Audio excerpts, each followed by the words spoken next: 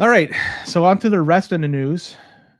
And since I don't have a Hamilton versus Brampton man topic today, I know people are fucking pissed off about that. I have nobody to talk to fucking talk about it. Joey, where the fuck are you? I know you're fucking watching football. Either way.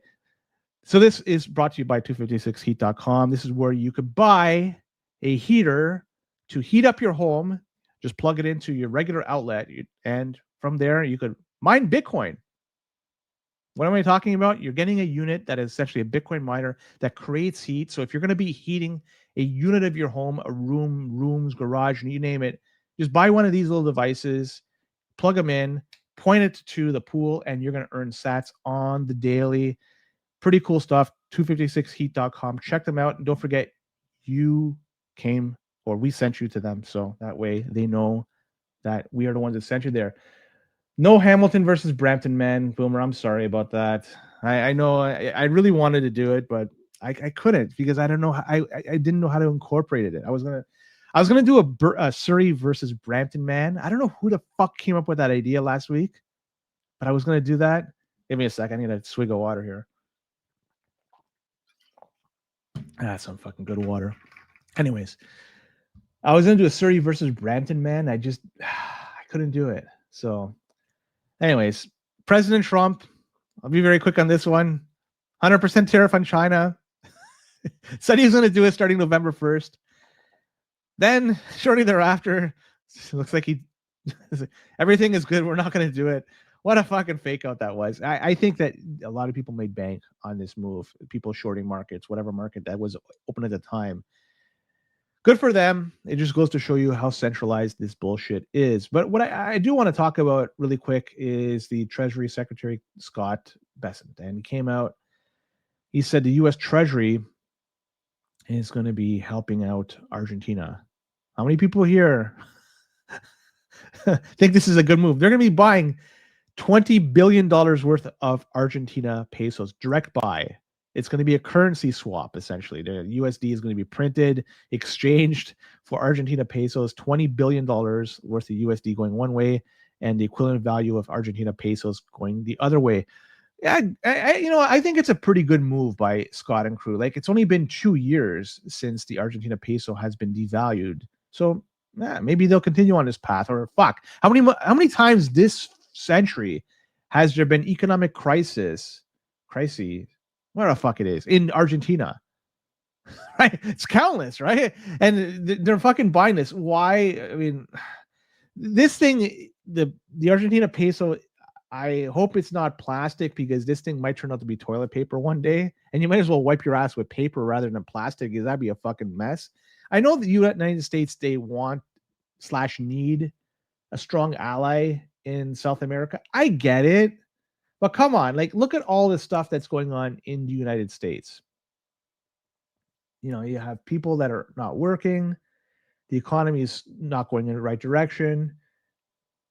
Bridges crumbling, roads crumbling, airports are outdated compared to, say, Chinese airports. Like, there's so much shit out there that you could improve on with that 20 billion.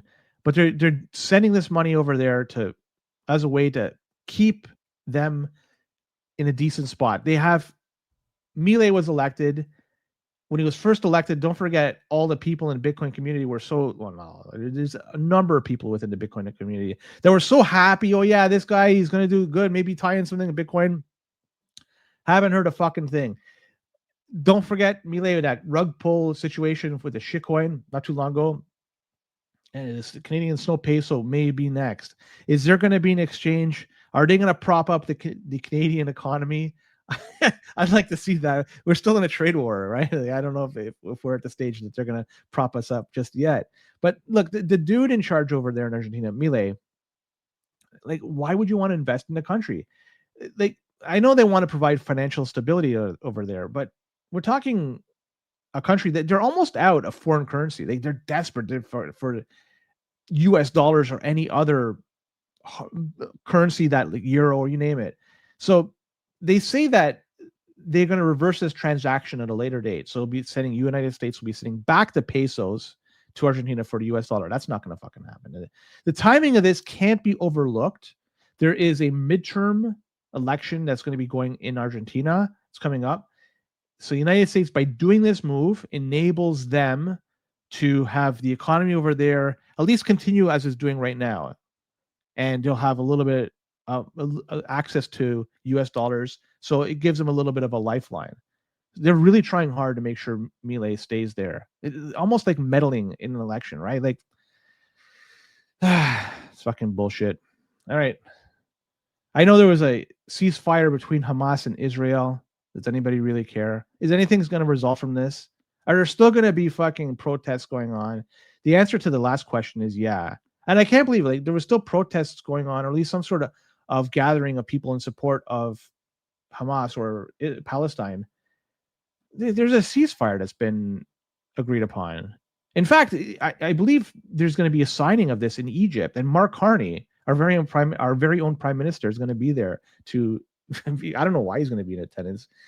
He's been to Europe 5 times. He's been to DC twice. He's now going to Egypt. Remember, it's you that driving to work. You're the fucking problem, right? Oh, it happened earlier today, so it's all signed off. Even better. So it's you're the fucking problem for driving to work, right? Like you are polluting the environment. You are creating problems. You're causing the oceans to boil. You're causing catastrophic environmental. It's because you're driving. It's you're not for fucking flying out to Egypt or going to Europe 5 times or going to DC twice. Like, come on, man. Like, anyways, enough about that ceasefire bullshit. I know Canadian Tire franchise was fined $111,000 for violating the temporary foreign workers program. This is obviously not going to knock anybody over with a feather. There's been some shenanigans going on with the LMIAs and temporary foreign workers for some time. All the applications you see over there are for roughly the same dollar value, like $36 per hour. Why is that the magic number? I think we all know the reason why. So it's good to see at least there's some movement on this, but the one Canadian Tire franchise that now got their wrist slapped as a result, is it going to change anything? Who the fuck cares? I like Boomer saying that Carney is going to ensure that the ceasefire documents are gender neutral. That's interesting stuff. In Egypt, they wouldn't take kindly to that type of. We'll just leave it at that. But it's just this whole temporary foreign work. It just goes to show you like there's some inequality going on. There's some bullshit going on, and more inequality. And I just wanted to shine a light on it. And this makes my blood boil. It's a story, sorry. And it's been floating around that an Ontario cabinet minister, so somebody that's working under the Doug Ford government, they were assigned vehicles, and it was recorded for traveling at speeds classified as quote unquote stunt driving 12 times in the past 3 years, 12 times. And once was even recorded going 162 kilometers per hour in a 100 zone. So I don't know which minister this is, or if the car was driven by a staffer, but it looks like the reports are the premier's office forgave the driver who promised not to do it again. If this is the truth, this is fucking bullshit. Because if I were to drive, even you, ladies and gentlemen, anybody that's just a common guy or gal or whatever, you fucking drive and you go over 50 over and you are in a stunt driving situation, your car's impounded, your license suspended, no forgiveness, no fucking nothing. If this is fucking true, why is there this 2-tiered bullshit? This is like, you read this, and I don't know about you, but it fucking drives me bonkers to see this bullshit. And I hope that they get to the bottom of this. I want to know which minister it is. I'd love to know it. Who's behind it? Who's driving it? And let's fucking take these people out. And I mean, the proverbial tar and feather, right? Like, you obviously don't want to do that, but fuck, people shouldn't be made accountable for these. And Doug Ford's office, if they fucking did this, if they forgave the driver, how fucking bullshit is that? This is like Banana Republic level shit. Fuck, man. Anyways. All right, let's talk about Ukraine.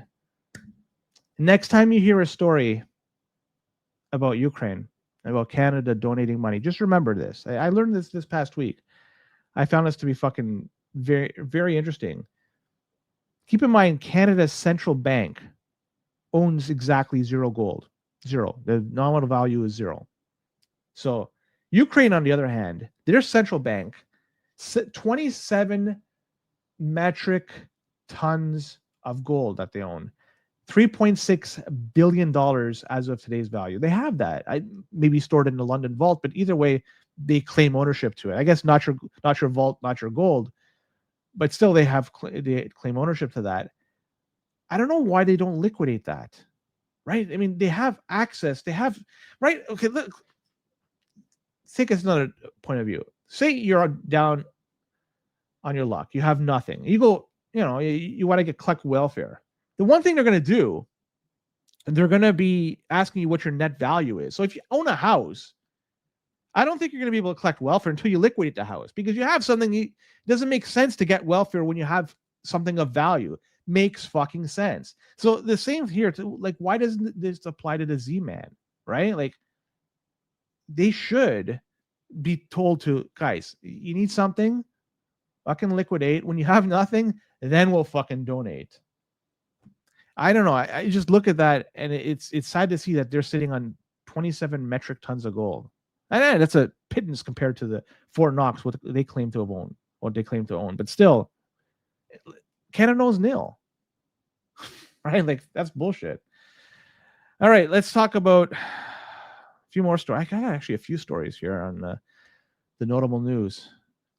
I like these names for the Canadian dollar: the Moose Shekel, the Arctic Peso, Maple Bolivar. So much possibility for extraction. I like that.